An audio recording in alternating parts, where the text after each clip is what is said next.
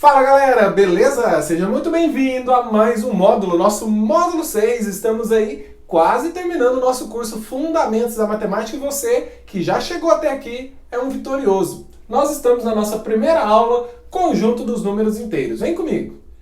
Pessoal, o conjunto dos números inteiros, ele surgiu de certa forma na história, de maneira bem básica explicando, para suprir uma necessidade de, por exemplo, fazer a operação 5 menos 8. Se você faz a operação 5 menos 8, o resultado não tinha, na época, a possibilidade de cair dentro do conjunto dos números naturais. Então, houve-se aí todo o desenvolvimento e estudo sobre o que fazer para resolver esse problema de não ser possível fazer 5 menos 8 e o resultado cair dentro do conjunto dos números naturais. Depois de todo o desenvolvimento, nós chegamos a essa estrutura que vocês estão vendo aqui hoje. A saber, a principal é essa daqui que nós temos uma seta. O conjunto dos números naturais é representado pela letra N, não é? Que a gente viu lá no nosso primeiro módulo. Já o conjunto dos números inteiros é representado pela letra Z. Por quê? Porque é o conjunto dos inteiros, entendeu? Pelo pouco que eu li sobre a história dos números inteiros, isso se remete ao seu principal desenvolvedor, que tem um nome lá que começa com a letra Z. Então ficou letra Z com esse traço aqui para diferenciar da letra Z comum. A letra I, talvez você possa ter pensado, para ser a letra do conjunto dos números inteiros, ela é reservada para o conjunto dos números irracionais, ok? Qual que é o lance, então, do conjunto dos números inteiros? Continua sendo números sem vírgula, por isso, inteiros, quantidades inteiras. Só que o grande diferencial desse conjunto, tendo o zero como referência, são os números que vêm antes dele, os chamados números o quê? Negativos, tá ok? Do zero para a direita, conjunto dos números naturais normalmente, são chamados os números positivos, não é? Eu até posso representá-los com um mais à esquerda deles, mas não é necessário. É a primeira grande lição que eu te dou aqui. Mais um e um é a mesma coisa, representa o mesmo número inteiro, representa o mesmo número natural. Agora, os números negativos não. Eles têm que obrigatoriamente vir acompanhados de um sinal de menos. Observem bem o segundo conjunto. Nós dizemos que esse conjunto é um subconjunto desse. Ele tem um asterisco, não é? Além do símbolo Z. O que esse asterisco faz? Vamos lembrar lá no conjunto dos números naturais que eu já tinha explicado isso? Se você perceber bem, o zero foi excluído do conjunto. Então esse é o conjunto dos números inteiros não nulos, tá ok? Não nulos. O zero é nulo. Já esse conjunto Z+, você deve pensar, é o conjunto dos números positivos. Você pode até falar, mas tome um pouco de cuidado com essa fala, porque tem o zero aqui no meio. E o zero não é positivo, ele é nulo. Então o nome mais correto, pelo menos até a última teoria estudada, é o conjunto dos números não negativos, tá ok? Isso eu posso afirmar sobre esses números, são não negativos, nenhum deles é negativo. Agora, se por acaso aí eu venho aqui e coloco um asterisco, aí o que acontece? O zero é excluído desse conjunto.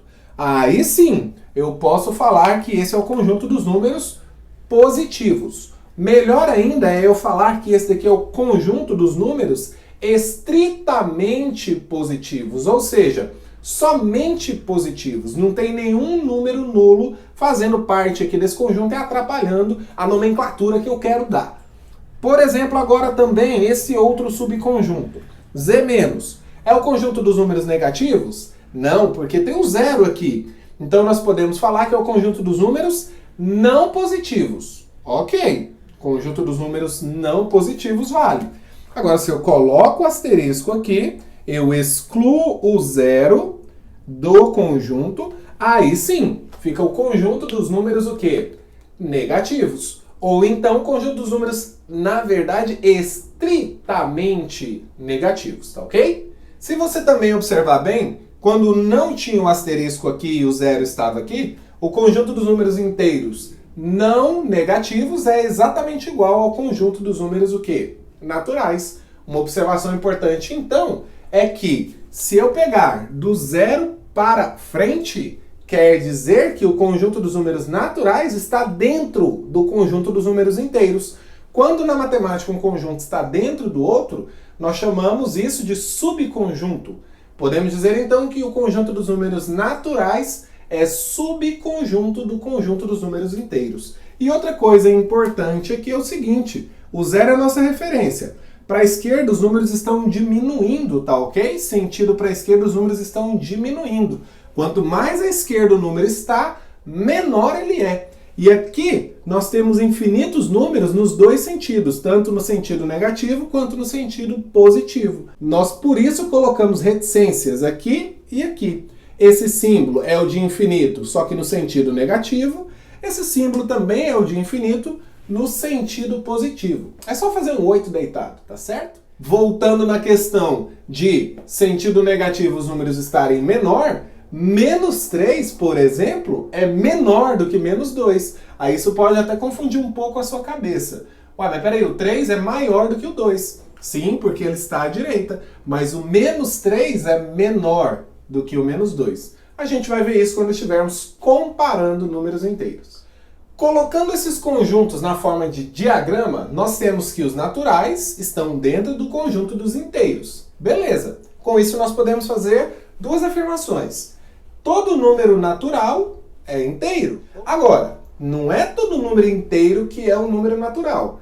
Tem número que está dentro do conjunto dos números inteiros que não está dentro do conjunto dos números naturais. Quem são esses números que estão aqui nessa região que está só pertencendo aos inteiros, mas não aos naturais? São os números negativos, certo? É como se fosse assim. Se aqui a gente pensar como sendo o seu estado e aqui sendo o país, Brasil, é só você pensar. Se você, por exemplo, mora em São Paulo, você é paulista. Ok, nascendo no estado de São Paulo, eu posso dizer o quê? Eu posso dizer que todo paulista é brasileiro, mas nem todo brasileiro é paulista. Entendeu essa ideia de um conjunto menor estar dentro de um maior? E essas filosofias aqui são muito importantes para que a gente possa entender bem como que funcionam os conjuntos numéricos. Agora, a contextualização de números positivos e números negativos tendem meio que a várias situações, mas vamos destacar algumas delas. Temperatura, eu tenho temperatura acima de 0 e abaixo de 0. Se por acaso utilizado a escala em graus, porque também tem a escala em Fahrenheit, não é? E aí, também posso pensar em saldo de gols, né? No Campeonato Brasileiro, futebol. Vamos pensar que um time que faz menos gols do que leva, esse time tem saldo de gols negativos. Se a gente pensar em altitude, não é? Acima do nível do mar, números positivos. Se a gente pensar em profundidade, abaixo do nível do mar, estamos pensando em números negativos. Antes de Cristo e depois de Cristo é o exemplo perfeito de reta numérica, que é o próximo passo que a gente vai ver aqui. Aquilo que nós temos antes de Cristo são os anos que nos dão a ideia de números negativos e aqueles números, aqueles anos que nós temos depois de Cristo nos dão a ideia de quê? De números positivos. Crédito, sinal positivo. Crédito, eu não estou falando de cartão de crédito, eu estou falando de crédito. Quando você tem um crédito é porque você tem dinheiro. E débito, dívida. Sinônimo de dívida, então, é sinal que negativo. Prédios, andares acima do térreo, andares abaixo do térreo, subsolo. Térreo é como se fosse o zero, acima do térreo os números positivos, abaixo do térreo os números negativos. Tem até alguns elevadores, não é? Que vamos supor que tem duas garagens, não é? Abaixo do térreo. Lá no elevador vai estar o número menos 2, na maioria deles. Se a gente pensar em uma reta, um elemento geométrico, nós sabemos que uma reta é composta por infinitos pontos. Mas os números inteiros também são infinitos. Posso fazer uma associação entre esses números com uma reta numérica, desde que eu esteja com o zero como referência e com uma unidade de medida padrão, ou seja, esse tamanho tem que ser o mesmo para cada e toda unidade dessa reta. Supondo então esse tamanho como unidade de medida da reta, nós temos os números aqui, menos 1, menos 2, menos 3, menos 4, menos 5, lembrando que é infinita, 1, 2, 3, 4, 5, lembrando que a reta é infinita também para a direita. Agora eu posso também fazer o seguinte, alguns desses valores eu posso marcar com pontos, ou seja, só para dar uma referência melhor para o número para o qual eu quero falar. Ah, eu quero falar do ponto B ali. Você está sabendo então que eu estou falando do número 3. O ponto A é chamado de imagem geométrica do número menos 2 e, consequentemente, o menos 2 é chamado de abscissa do ponto A. Não coloquei, mas o que o B é do 3? É a imagem geométrica do 3. O que o 3 é do B? É a abscissa de B. Tranquilo? Isso daqui já é parte, por exemplo, do plano cartesiano, que são aqueles dois eixos, um na horizontal e um na vertical, que nós utilizamos em geometria analítica. Então preste bastante atenção, que só falta aqui o eixo vertical, que é chamado de eixo das ordenadas, tá bom? Mas segue a mesma ideia do eixo das abscissas, tá ok? Só que na vertical. Então é isso, galera. É o que nós tínhamos para hoje, tudo sobre números inteiros, o conjunto dos números inteiros. Muito obrigado por ter assistido essa aula. Eu espero ver você na nossa próxima.